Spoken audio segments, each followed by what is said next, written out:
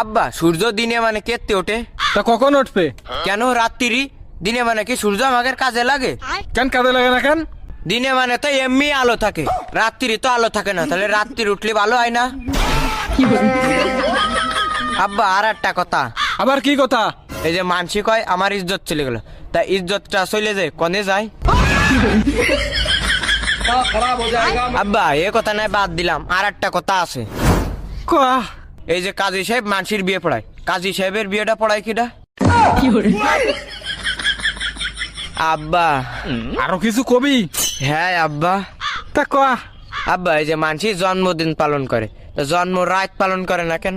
যারা রাত্রি রইলো তারা তো জন্ম রাত পালন করতে পারতো। ও আব্বা। তুই কি থামবি মনি? না আব্বা। তাহলে কয়া। আব্বা এই যে লাইট আছে না, লাইট তো বিভিন্ন কালার হয়, লাল হয়, হলুদ হয়, নীল হয়, সবুজ হয়, কিন্তু কালা কালারের বাল্ব হয় না কেন? মনে তুই আমার সামনে তো সর নাই, কিন্তু তোর এই ঠান্ডা পানির মধ্যে ফেলাই দিবা নে। আব্বা পানিতে ফেলানোর আগে আর একটা প্রশ্নের উত্তর দাও। আবার কি প্রশ্ন?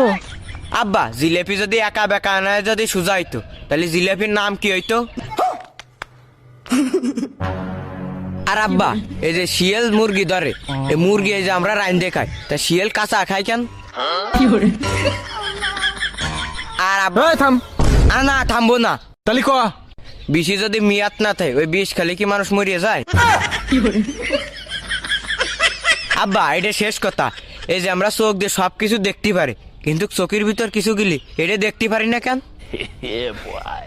কিন্তু গিলি না আব্বা যাবো না, আর একটা কথা কব। শুয়ার বাচ্চা আবার তুই আর কি কবি?